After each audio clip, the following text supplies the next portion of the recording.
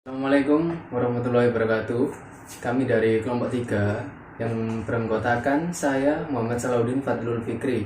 Yang kedua ada Adriana, yang ketiga Fauzia Rahmawati, dan yang keempat Tasya Karina Artamevia. Dalam sesi kali ini kita akan menjelaskan tentang ketentuan umum dan tata cara perpajakan part 2. Di dalam KUP 2 ini membahas 1. Pengertian dan fungsi surat setoran pajak atau SSP. Yang kedua, batas waktu pembayaran atau penyetoran pajak. Yang ketiga, pengertian fungsi surat pemberitahuan atau SPT dan jenis SPT. Yang keempat, batas waktu penyampaian SPT dan sanksi keterlambatan perlaporan. Dan yang kelima, pembetulan SPT dan kompensasi pemindah bukuan atau PBK. Surat setoran pajak, pengertian SSP. Surat setoran pajak merupakan suatu bukti pembayaran atau penyetoran pajak yang telah dilakukan dengan menggunakan formulir atau telah dilakukan dengan cara lain ke kas negara melalui tempat pembayaran yang ditunjuk oleh Menteri Keuangan. Fungsi SSP berfungsi sebagai sebuah bukti pembayaran pajak apabila telah disahkan oleh pejabat kantor penerima pembayaran yang berwenang atau apabila telah mendapatkan validasi dari pihak yang lain berwenang. Batas waktu pembayaran atau penyetoran pajak nomor 1 PPh 21. Batas pembayaran tanggal 10 bulan berikutnya, batas lapor tanggal 20 bulan berikutnya. Nomor 2 PPN. Batas pembayaran tanggal 30 bulan berikutnya, batas lapor tanggal 30 bulan berikutnya. PPh badan, batas pembayaran tanggal 30 bulan berikutnya, batas lapor tanggal 30 bulan berikutnya. PPh 22, batas pembayaran tanggal 10 bulan berikutnya, batas lapor tanggal 20 bulan berikutnya. PPh 23 atau 26, batas pembayaran tanggal 10 bulan berikutnya, batas lapor tanggal 20 bulan berikutnya. PPh pasal 4 ayat 2, batas pembayaran tanggal 15 bulan berikutnya, batas lapor tanggal 20 bulan berikutnya. PPh 25, batas pembayaran tanggal 15 bulan berikutnya, batas lapor tanggal 20 bulan berikutnya. Surat pemberitahuan, pengertian SPT.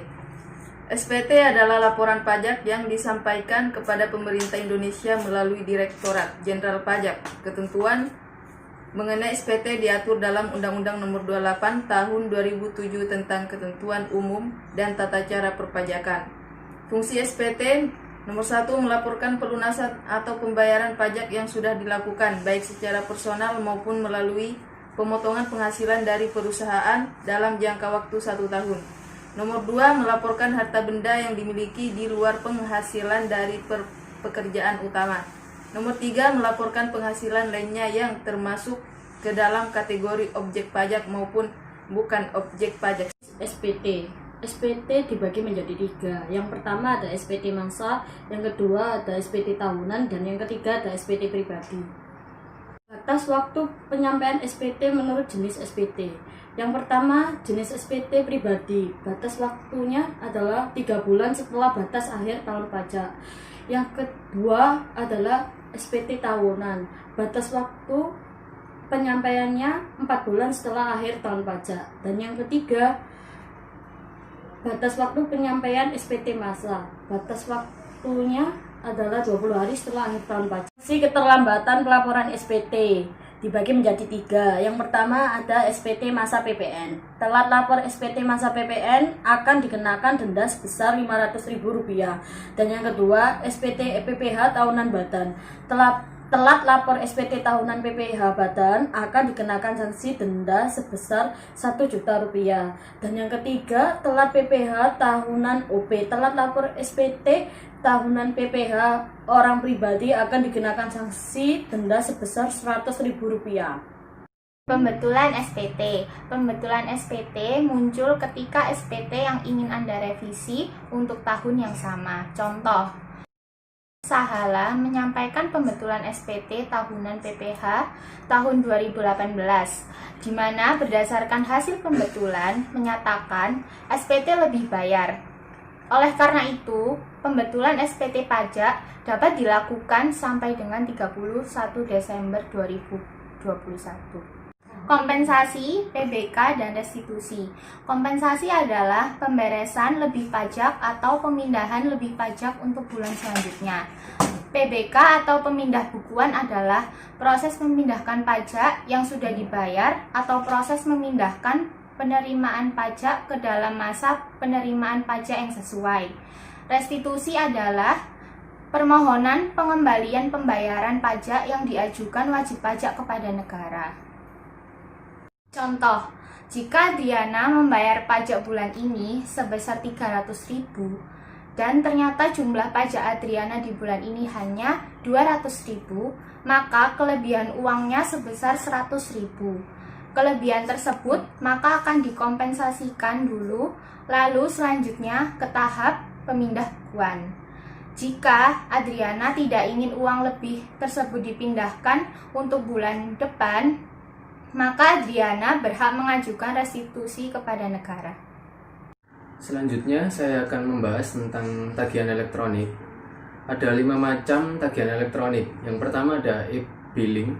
E-billing pajak merupakan sistem pembayaran pajak secara elektronik dengan membuat kode billing pada pajak pada aplikasi SSE. Dan yang kedua ada NTPN, merupakan nomor transaksi penerimaan negara, adalah nomor bukti transaksi penerimaan yang diterbitkan melalui modul penerimaan negara. Dan yang ketiga ada e-filing atau lapor pajak online, adalah penyampaian SPT atau surat pemberitahuan melalui saluran pelaporan pajak elektronik atau online. Dan yang keempat ada e-form, dapat diartikan sebagai formulir elektronik yang digunakan untuk lapor SPT secara online. Dan yang kelima ada e-SPT atau disebut dengan aplikasi yang dibuat oleh Direktorat Jenderal Pajak Kementerian Keuangan untuk digunakan oleh wajib pajak untuk kemudahan dalam menyampaikan SPT. Jadi, kesimpulannya, surat setor pajak merupakan suatu bukti pembayaran atau penyetoran pajak, berfungsi sebagai bukti jika sudah menyetorkan atau membayar pajak. Surat pemberitahuan atau SPT berfungsi sebagai melaporkan pelunasan atau pembayaran. SPT dapat dibetulkan jika memang ada kesalahan. Dibetulkan sebelum 2 tahun, sistem pemindah bukuan dapat dilakukan jika pajak Anda bayar kelebihan, maka dibayarkan untuk bulan berikutnya. Demikian presentasi dari kami kelompok 3. Wassalamualaikum warahmatullahi wabarakatuh.